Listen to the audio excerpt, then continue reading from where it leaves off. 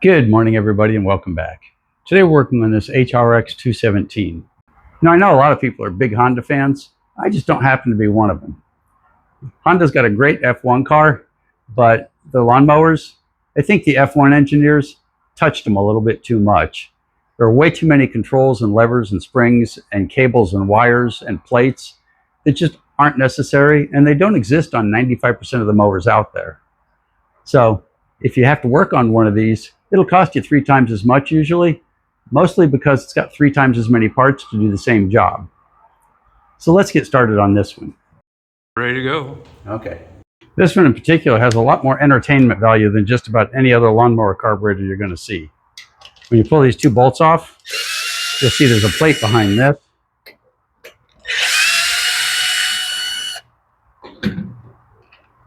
Let's get these out of the way and have a look. There you go. And there's a plate behind this, and that's kind of holding everything in place. So when you take the carburetor off, well, let me change that. Take pictures right here. Take a lot of pictures.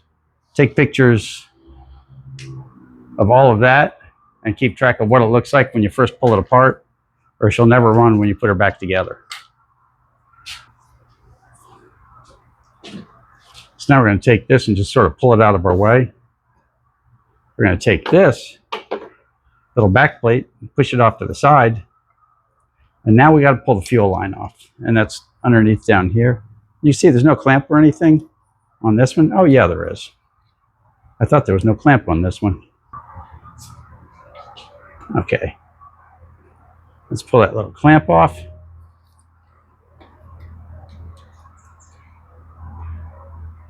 And I'm not sure I like this fuel line. Notice I turned the fuel off before we started. It was on, of course, when we were testing.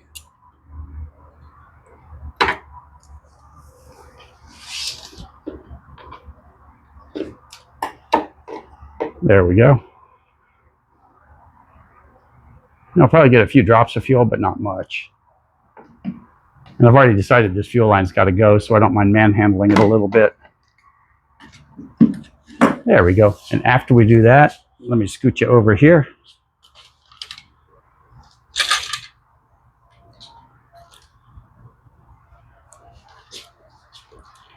Now this linkage will come off. See, and we're rotating it this way. Let's get the little spring.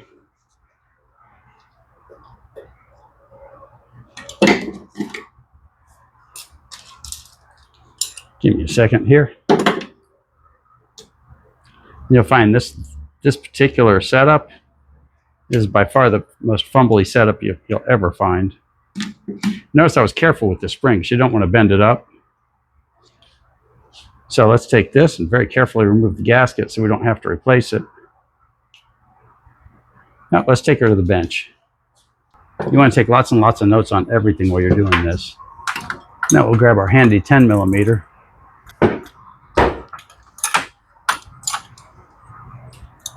Try to get the bowl off.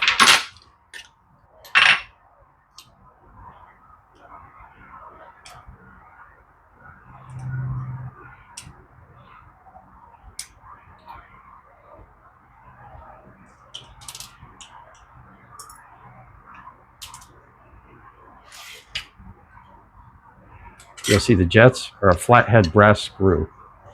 And you want to be gentle with these. You want to make sure you don't strip that screw out accidentally, because sometimes they're in super tight. This one, this one's finger tight. This one was easy peasy.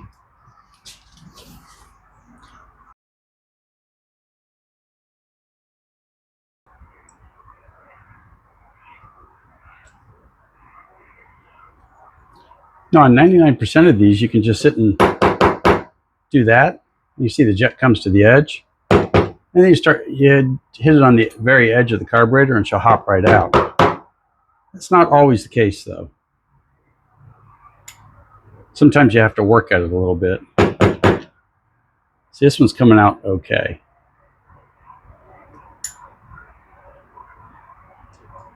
There we go. So you got the jet here. Now we're going to pull the emulsifier. We're going to do that by reaching inside, and you've got the little center spot here. If you look hard, you can see, and you can push down on it. I felt it cut loose a little bit. I felt it go down just a touch.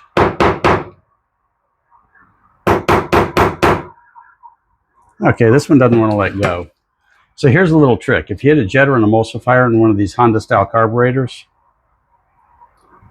put a wire right down the middle of it.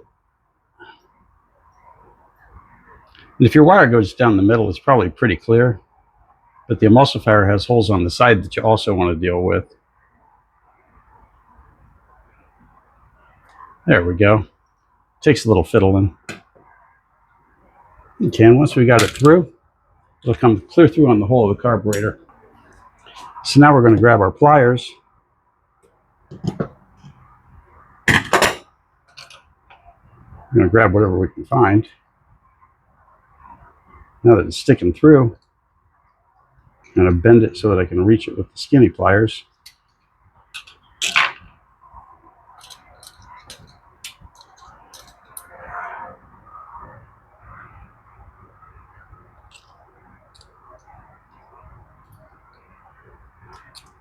I bent the wire off to the side a little bit.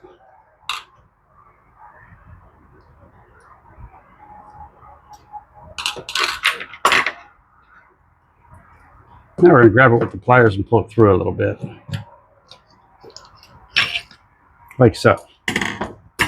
Now what you want to do is put a little knot in the end of it. Let's start like this.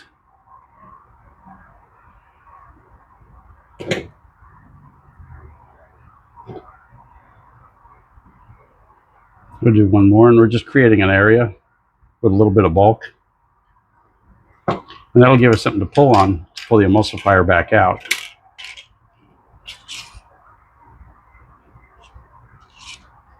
And this usually works.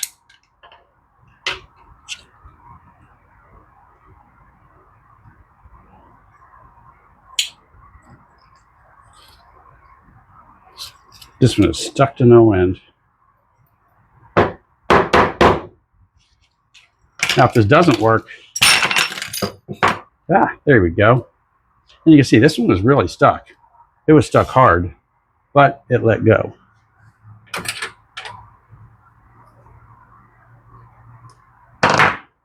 And we can see, looking at this, we're glad it'll let go because it's a mess. I can see air through the holes on the side, which means that even though it's ugly, it probably would have worked okay. We'll clear that out real good. We'll take the jet and we'll clear her out real good.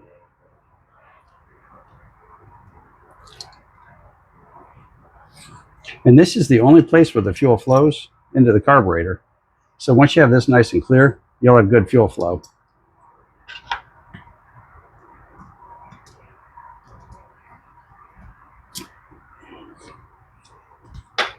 And when you tighten the jet in, it'll push the emulsifier back into place pretty well. Just be careful not to strip the jet when you're doing it.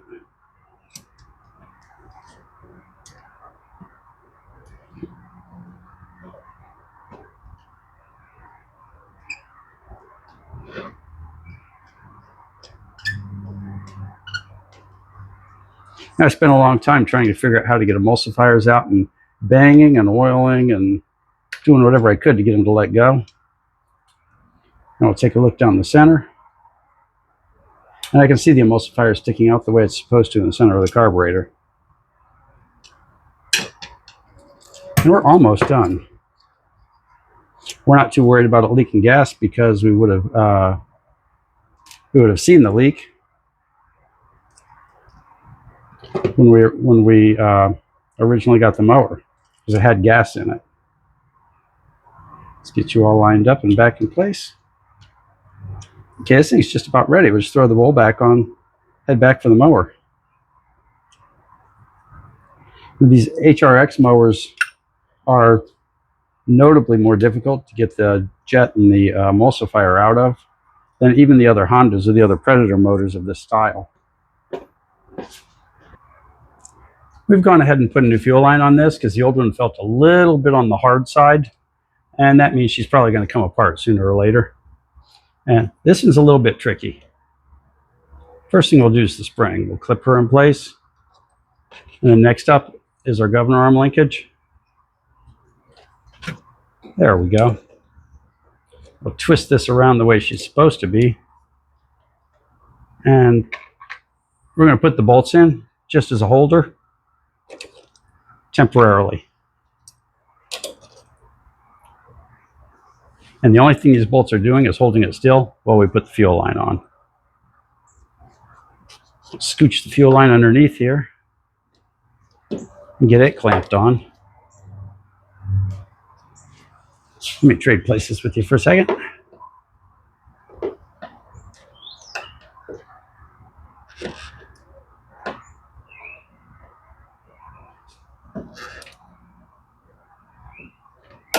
Easing it up the pipe. And she's pretty close. Let's scoot you over here while I do this.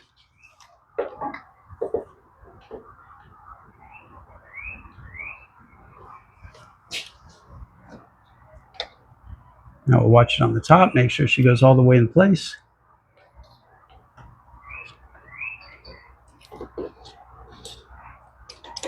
And that looks good.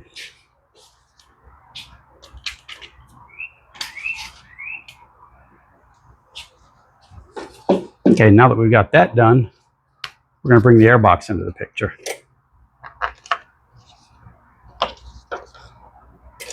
Let's pull our bolts out. And we'll get them started here. We had the very last gasket behind this plate and the gasket on the engine were the only ones that stuck in place. The rest of them we've got to put on now.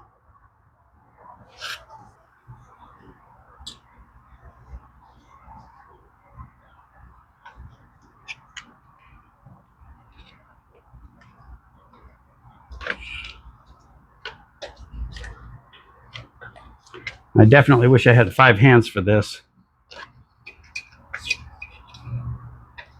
But some of those hands would probably be calling Honda now and saying, "What were you thinking, guys?" There we go. And we've got one. Once you've got one, getting the second one's always easy. And the other one just hopped right in.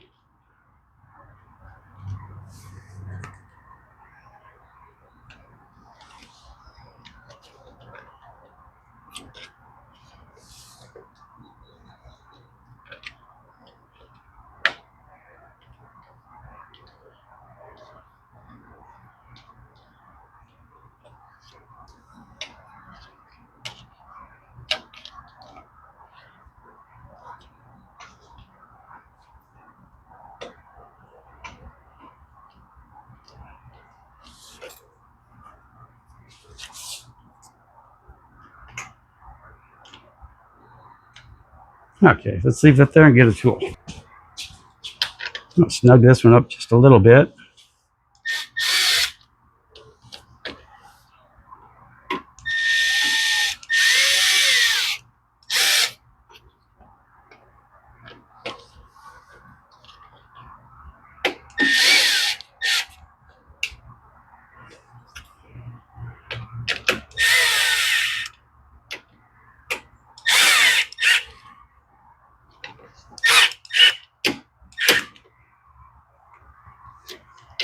And that's that. Okay, I did a couple of minor tweaks. The gas line was a little loose, so I pulled it off and put it back on. But now she's ready to go. This thing came without an air box cover, but we got a new one, and we put a new air filter in it. So let's give her a run. Half the reason I say good morning is notice the sun's not even up yet. It's just barely coming up over the horizon. Okay. The most complicated set of handles you've ever seen. Let's turn her up. Let's give her a pull. Not bad. See if the blade kicks on the way it's supposed to.